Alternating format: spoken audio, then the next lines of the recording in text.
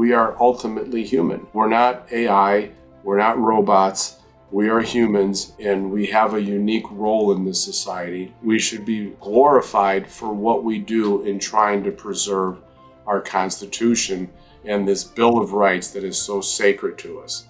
Remember, this pursuit of life, liberty, and happiness that almost any grade schooler can recite to you, those are considered inalienable rights. That means they cannot be taken away from us. That's why we're in this democracy called a republic, because they cannot be taken away.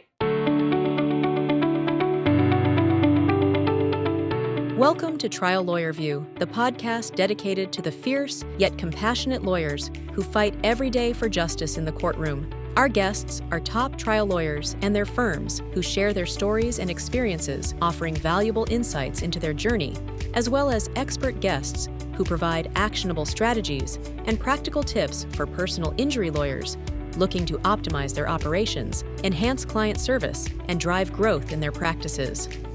Trial Lawyer View is brought to you by Synergy. At Synergy, we aren't just a service provider. We are a strategic partner for personal injury law firms, seamlessly integrating with law firms to boost efficiency from day one. Outsourcing cumbersome administrative tasks like lien resolution and Medicare compliance to an expert partner like Synergy enables personal injury firms to focus on what they do best. Today's episode of Trial Lawyer Review features for the second time Tony Romanucci, one of America's foremost civil rights and trial lawyers. Tony is known for his relentless pursuit of justice for victims of police misconduct, corporate negligence, and mass tragedies. As co-founder of Romanucci and Blandin, Tony has helped secure more than $1 billion for clients while shaping national conversations on accountability and reform. His groundbreaking work includes serving as the architect of the historic George Floyd civil lawsuit alongside Ben Crump, representing the family of Tyree Nichols in Memphis, and leading high-profile cases involving the Boeing 737 MAX crash, the Sterigenics cancer cluster, and multiple mass shootings. Named Chicago Lawyer Magazine's Person of the Year and Leading Lawyer's #1 civil rights lawyer, Tony's impact extends beyond the courtroom to the front lines of legislative advocacy, where he champions policies that advance equality, transparency, and justice. In this episode of the podcast, Tony takes us inside today's most pressing civil rights challenges, examining how recent executive orders and political decisions are eroding decades of progress, from DI initiatives to police accountability. We explore his insights on the unraveling of reform efforts that followed George Floyd's murder and the hard-fought wins from the Sonia Massey case in Illinois, and how civil rights attorneys can defend democracy amid rising institutional attacks. Tony, welcome back to Trial Lawyer Review. Since you are a repeat guest, thank you for being with me here today and on the podcast. Well, thank you, Jason. It's a pleasure to be back. So in doing my research, I came across you talking about executive orders being a diabolical plan to undermine democracy, eliminate diversity, and attack the legal profession, which I feel like I've been watching this unfold and really being scared out of my wits. How do these orders that are coming out of the Oval Office tangibly threaten civil rights? Well, Jason, we've been seeing unprecedented action by this administration since January of this year. I guess we probably should have known a little bit better from the first term that he had and from some of the rhetoric from after the election and before the swearing in. But I haven't seen this before in my lifetime. I'm old, but I'm not that old. Okay. But I can tell you that in just the short months, since January, I've seen executive action that really frightens me. And I think we should all be scared. But unfortunately, I think a lot of people look at these executive orders as being, they only last a few years, they can be undone. But as you can see, 4 years is a long time. And so the executive orders that I'm really looking at that I think are diabolical, they're really intertwined together. They deal with the elimination of diversity, which is something that, his actions took place almost immediately. It's literally, the second one is called the unleashing of the police on the communities. And the third one is the one that is trying to eliminate lawyers or weaken them. And so, if we take those three executive orders and we take a step back and we analyze them, not only are they intertwined, but it's really, it's a step forward to a destruction of what I call the democracy in which the republic we live. It's not about a Democrat. It's not about a republic.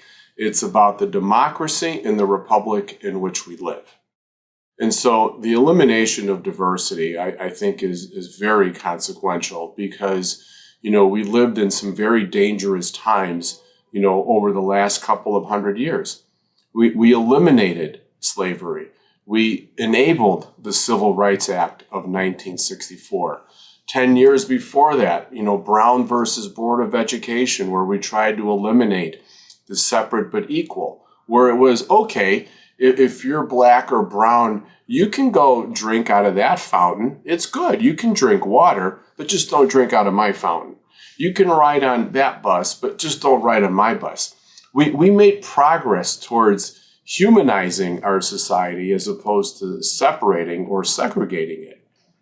Now this administration says that we don't want that sort of diversity. We don't want people that have been impoverished or are marginalized. We don't want them to be equal any longer. We want them to be able to fight for that which they have fought for their whole life to struggle. And so when you look at the elimination of diversity, what are you really doing? You're taking away people's rights to offer creative ideas for the experiences that they've had. And so when it comes to education, the elimination of diversity, the workplace, the elimination of diversity, it really will have a long-term effect. Now, when you look at that with the unleashing of the police, how is that tied into the elimination of diversity? Well, when we look at the policing, the unconstitutional side of policing in America, who more likely is going to be on the receiving end of unconstitutional policing? It's not going to be people who look like you or me, Jason. It's going to be marginalized. It's going to be poor people. It's going to be people who are of race, whether it's black, brown, Asian. They're the ones who are more likely to be on the receiving end of the unleashing of the police. And that directly relates to the elimination of diversity. And I think it feeds into the police narrative that police can be, and in some instances, which we know for it to be true, racist. We have many consent decrees that say that there are police departments in this country that are racist, and we can go through those later. And then the last one is the elimination of lawyers. I mean, I'm sorry, I am personally offended by that. I'm an attorney, and someone who's going to tell me that I can choose my client or that my clients can't choose me because of an executive order, because some federalized officer in Washington has a vendetta out for certain lawyers or law firms, that's dangerous. And that goes back, I wish I knew my history better, Jason, but it was when Shakespeare wrote King Henry. Had to have been at least 300-400 years ago. We know that. When the infamous line was, first, we must kill all the lawyers. And there's a reason for that. Because if you cut the head off the snake, who in that instance were the lawyers, then you eliminate the path, the road to accountability and justice. So by killing the lawyers, by unleashing the police and eliminating diversity, you can see why this is diabolical and it's a recipe for disaster. As a lawyer watching it, I mean, the attack on the rule of law and on lawyers and the legal profession is unprecedented. But I think equally scary, what you were talking about, is this unleashing of the police. I was in Georgia this weekend and saw quite a few ads for recruitment to ICE and talking directly to police officers and saying, hey, you've been held back. Do you want to really execute your mission? Come join us in the $50,000 bonus. And I'm curious, in terms of your view, given all the litigation you've been a part of, how does that all sit with you? Well, it doesn't sit well because, without stereotyping, I don't want to fall into that trap. I don't want to be one of those that says, oh, just because you're part of this organization or group or you work for somebody, that you are someone that we don't want you to be. But if you are going to join ICE, knowing what ICE does today, you want to take part in that sort of aggressive type of policing that's being advertised. You probably didn't see this because you're not in Chicago, but wow, you should see the sizzle reel that ICE put out for what they're doing in Chicago. It's this great 90-second movie type commercial of how cool it is to be an ICE officer in Chicago, zip tying, women and men and children, although they didn't show them zip tying children, although it's happened, and what it's like to rappel from a Black Hawk helicopter above the streets of Chicago and jump into somebody's window and drag them out because they are the worst of the worst. And I just don't see that. So it's really concerning that they are moving towards this type of aggressive recruitment, because ultimately what it will end up in is aggressive policing, which leads to unconstitutionality. And then the deployment of National Guard in your neck of the woods in Portland. It just seems like this police force it's just unprecedented to see, in our cities and behaving in ways that just aren't just, because they're operating without the need for the typical minimum protections that police are, there's got to be some reasonable basis for your arrest and, or even a stop. Right now, there's certainly no warrants being issued for these people. It's just random, hey, report your neighbor who may be illegal, and we're going to go in and pull them out of their house. Well, there's something actually new that happened overnight in the city.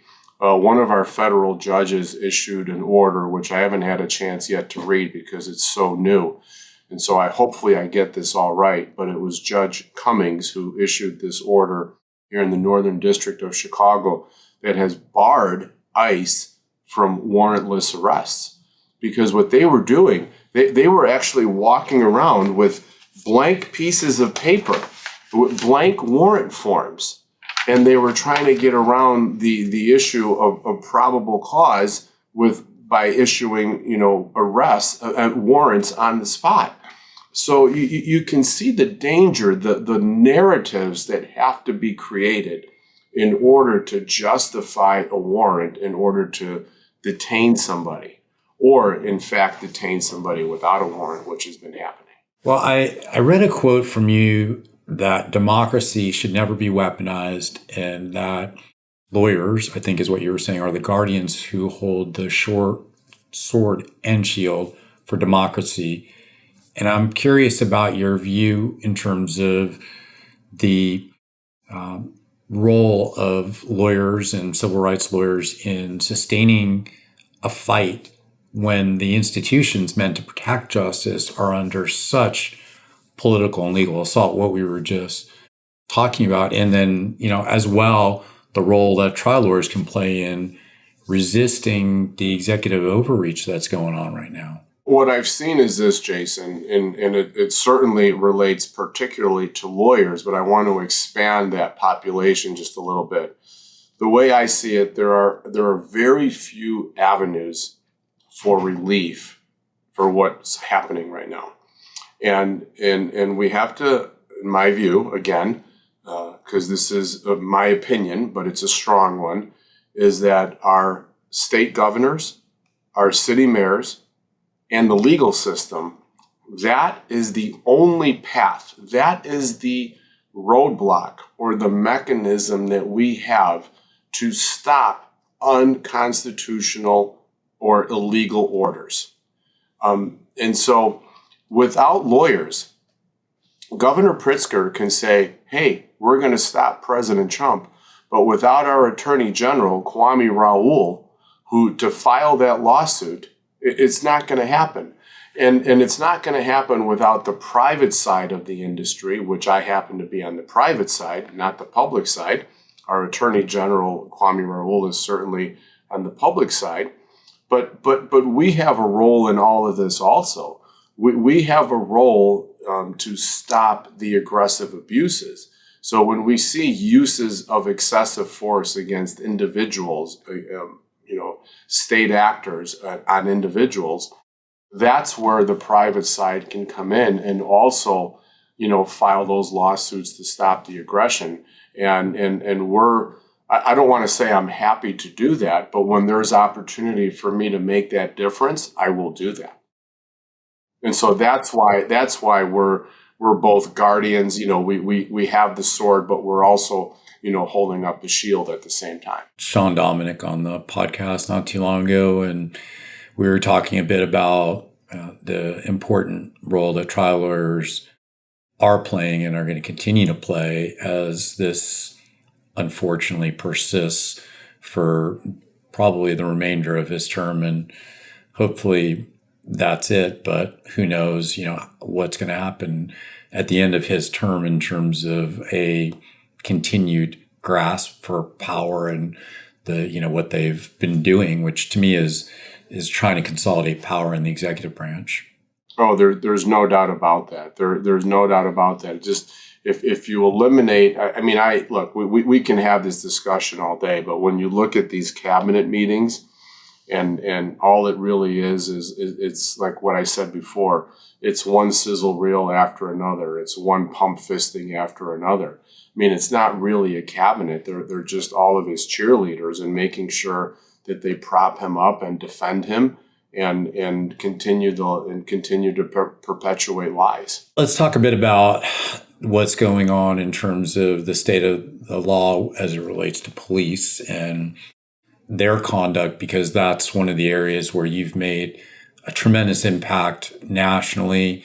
And I wanted to ask you about another quote I saw, which was 1 step forward, 2 steps back, because there was a lot of progress following George Floyd's murder, but now it seems to be unraveling, and so many of the hard-fought police reforms are being rolled back. How do you see us making sure that we push for regaining momentum to make changes to protect people like him? Well, maybe a little perspective, just so I can give a little history on that, because you're right. After George Floyd, we started making progress in policing. It wasn't great progress. Clearly, we failed to extend that progress on the federal level. We got about 3 or 4 votes short in the Senate of passing the George Floyd Policing and Reform Act. So it never became law. It passed the House, but it failed in the Senate by about 3 or 4 votes. So it never got to a call. However, the states and local municipalities did a lot of work after George Floyd.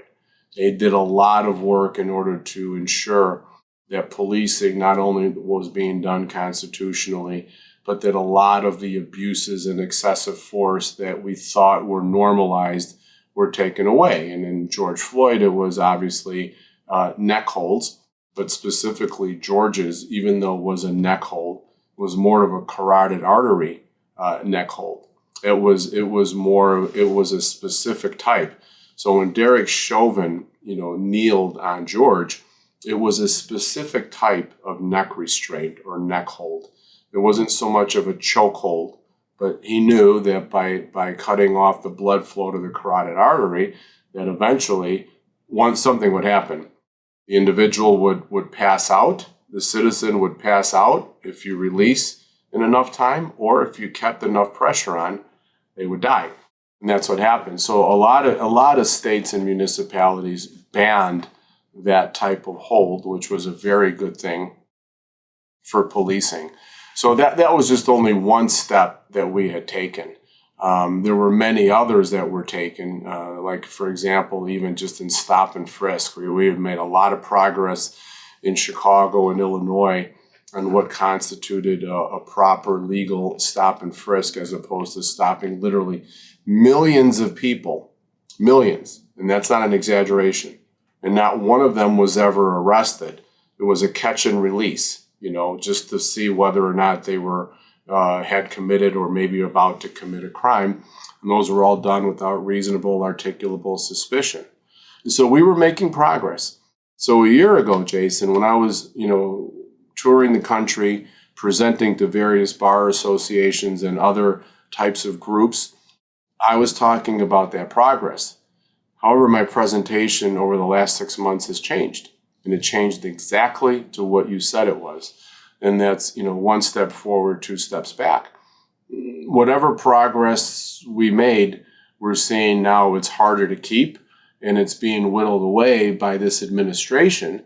And what's happened, even though it's on the federal side and the states still have the right to make their own decisions when it comes to policing. By the way, we have 18,000 police departments in this country, all governed by their own little rules. So that's one of the things that we were trying to do, was standardize policing directives or orders. So what's happening now is that police officers themselves feel more emboldened.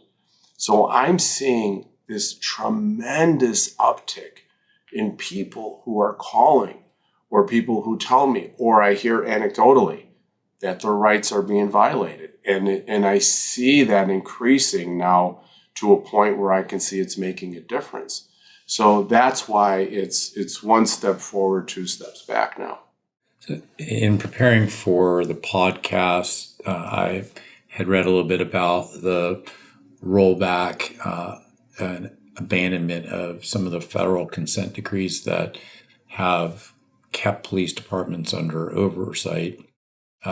What do you think are the consequences in cities like Minneapolis and Memphis that have had challenges if these, and even your own city, if these checks on police misconduct continue to disappear? Well, the consequences are huge, period. And now let's talk about why. Being so familiar with both Minnesota and Memphis, thinking that the cases that I've represented people in those cities are the ones that were the impetus for the consent decree. Minneapolis being George Floyd, and in Memphis that being Tyree Nichols. So let's look at Minneapolis first. Minneapolis did not challenge the consent decree. They said, we will accept the Department of Justice coming in and reviewing us and auditing us and ensuring that we are in compliance with national police standards, and so that we do constitutionally police. And then this administration said, that's okay. Don't worry about it, Minnesota or Minneapolis. You don't have to do that. We're going to withdraw it. So now it takes away that oversight. So what does it do? Now it leaves the policing back to the police. So now, am I saying that Minnesota cannot police itself? I'm not saying that, but is that optimal? And that is left to be determined now over time, and we'll see how Minnesota does in its policing over time, having had the DOJ withdraw its consent decree. Now, before we jump to Memphis, let me talk about Chicago. The difference here, we are under a consent decree. The difference is that we're under state. Because when the Department of Justice came in and issued its consent decree, Chicago did not consent to it. So the state of Illinois sued the city of Chicago. Our state sued the city to put it under a consent decree, and finally, the city agreed to be put under consent by the state, given the Department of Justice's findings. So that's why DOJ can't come in and say, "Hey, Chicago, we're not gonna keep you under consent."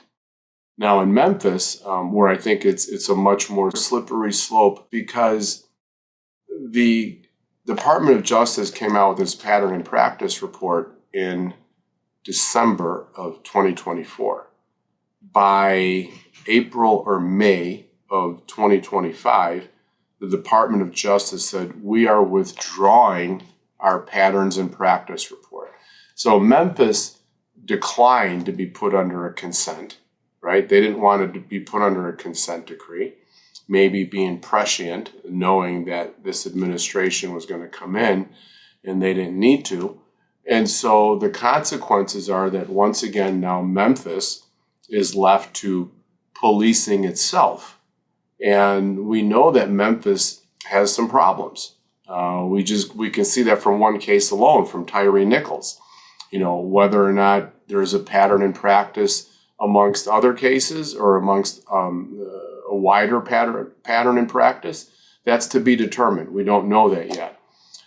So that's why, for Memphis, I think it's a little bit more dangerous for the Department of Justice to have come in and withdrawn so early.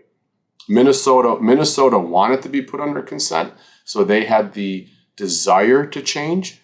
Chicago didn't want to, but ultimately agreed to be put under consent, and now Memphis is not at all. So you can see three different levels of cooperation.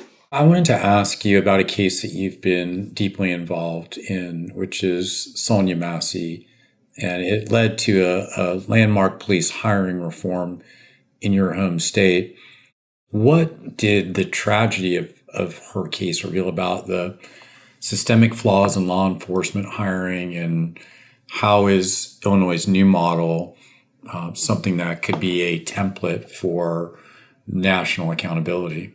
Yeah, thank you for asking that. Sonia Massey, for those who may not be familiar with what happened to her, in July of 2024, Sonia was somebody who was known to the Sangamon County Sheriff's Department, and Sangamon County happens to be the county seat for our capital, Springfield, here in Illinois. So in our state capital, Sonia Massey lived in a home, and she was known to the police department. She had called the police on other occasions. It's a small community, so they knew who she was. And she had called them because she had suspected there was a prowler outside of her home. Now, what was happening internally with Sonia is that she was having an emotional disturbance. It was a transient one. It wasn't chronic, but she was probably having some paranoid type of delusions at the time. And so when police officer Sean Grayson came out to her home to investigate this prowler, he found none to be outside. So he said, "Sonia, can I come inside and check out your home?" "Sure, come on in, check it out."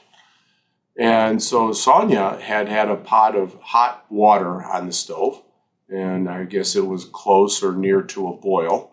And so Grayson said to her, "Hey, go take that pot of water off the stove." And Sonia was slow to move, and he said to her, "If you don't get that pot of water off the stove, I'm going to shoot you in the face."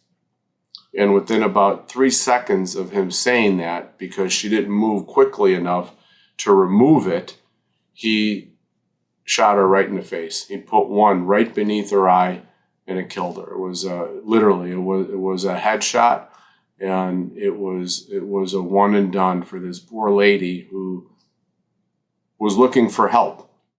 She was looking for help either in a real way or in one which she couldn't articulate. So why was this case special?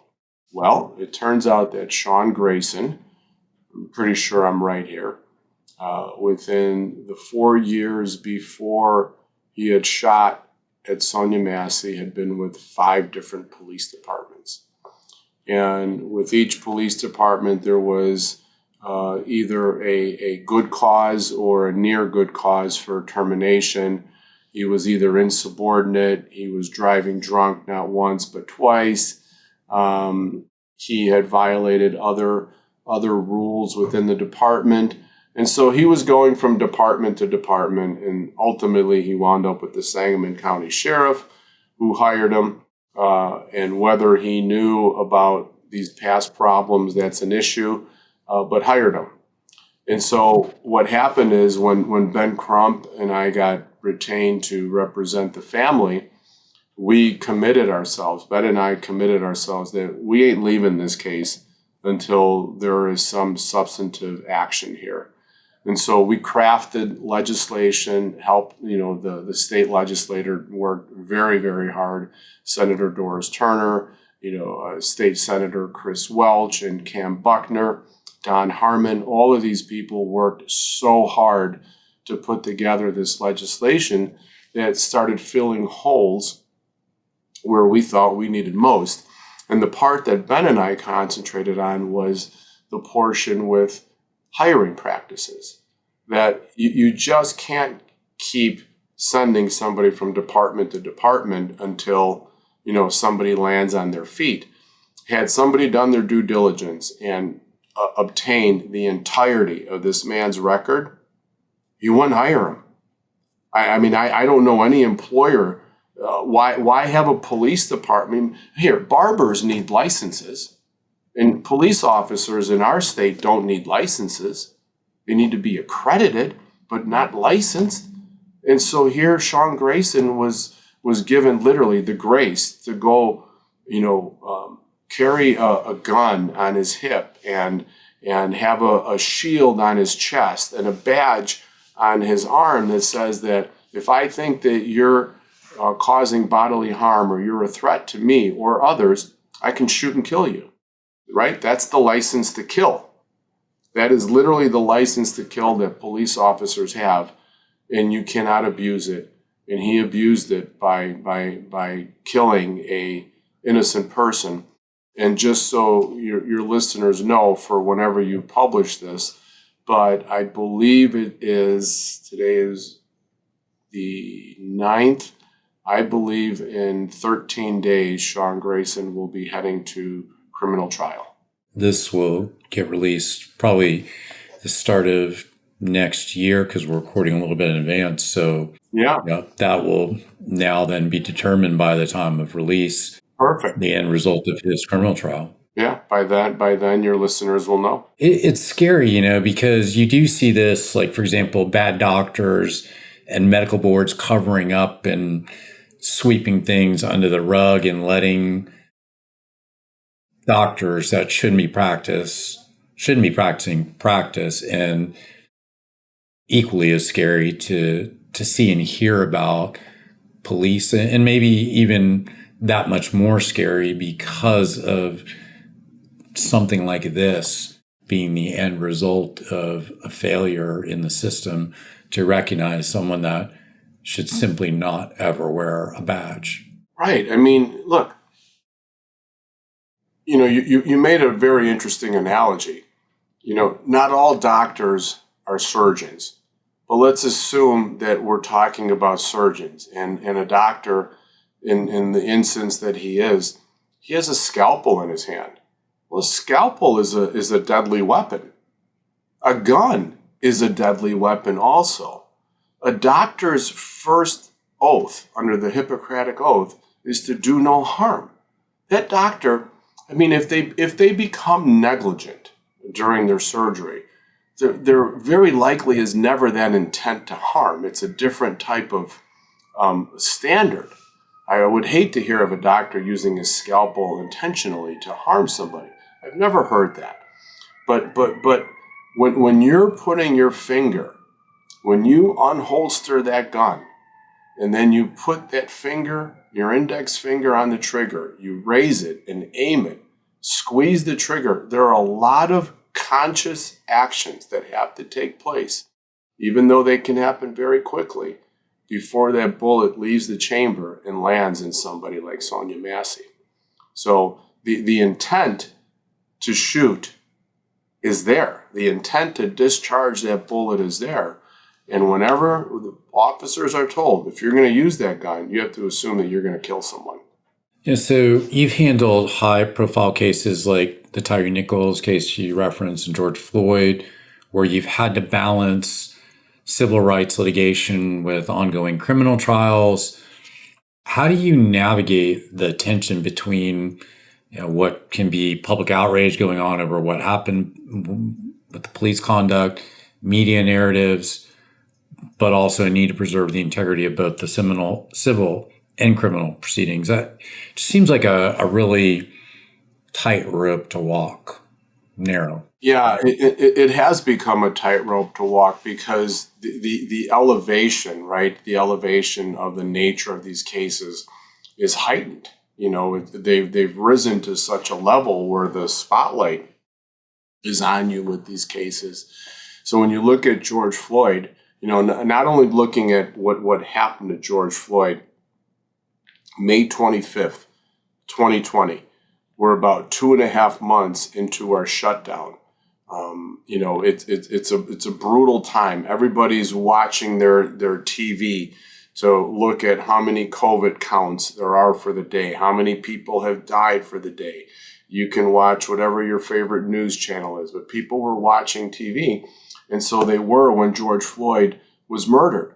And the same was for during George Floyd's trial. His criminal trial was only 9 or 10 months later. It was a very quick trial. And so all eyes were on that trial. Remember, all the glass was up. People were wearing masks during the trial. And so what was happening at that time is that, we were trying to balance the needs of the criminal trial, which is very important to the family. Criminal justice is just as important as civil accountability would become. And it was our job to make sure that we didn't interfere with criminal justice, but that we only were there to ensure that the right message was being portrayed from the civil case of accountability and letting the criminal lawyers do their job. So it is a very difficult balance. You don't want to say anything that could upset the criminal trial because, God forbid, the civil lawyers all of a sudden become responsible for saying something that causes a mistrial. We don't want to do that. We don't want to be the ones who have overtly influenced the jury in any way if they were watching the news or read a newspaper. I think that's a very difficult one, and particularly just because of everything that's riding sort of on the criminal side of it too, because I think that there always seems to be this bias towards, well, it was a criminal. And that's, a horrible thing for people's minds to go to, but it seems like there is that rush to judgment. So the importance of the criminal proceeding is, very important in terms of, like you said, to the family and to demonstrate exactly really what was at issue here. And let me just be a little bit more blunt. Here's why it's so important to the family. Families are Black. Most of these families are Black. And most Black people's experience with criminal justice is that it's not fair. Hasn't been fair to them. And when they see white officers being prosecuted for the murder or the death of a Black man, they're very suspicious about what the outcome will be. Now, the jury made the right decision in Derek Chauvin, we believe, right? They convicted him. And so justice was met there. But look at what happened in the Tyree Nichols case. Just this year in May of 2025, an nearly all-white jury found 3 Black police officers not guilty on state charges for what happened to Tyree Nichols.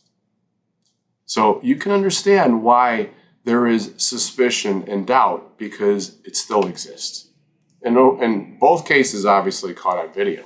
You've spent a lot of your career dealing with civil rights related issues and the issues of police brutality in these types of cases. And I'm curious kind of with where you are today and given in your career and given the polarization that we're seeing in this country, rising hate crimes, anti-Semitic behavior, the rollbacks we talk about in DEI, where is your hope that the next generation of lawyers that are starting to fight these fights can carry the torch forward, and what practical steps do you believe that they can take to make sure that democracy and civil rights are protected? That's a real interesting question. And yesterday, I had an opportunity to speak with some young lawyers, and I talked to them about what could be important in your career. One thing that I told them was that you can make a choice, and it's a balance test, that you can make a choice early on in your career, and that is to front load how hard you work early on in your career so that you can become great as soon as you can, as opposed to, just taking your time and going slow.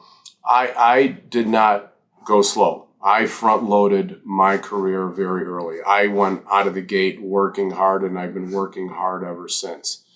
And what that's done for me is now I've been able to backload the end of my career with doing what I think is important for this country.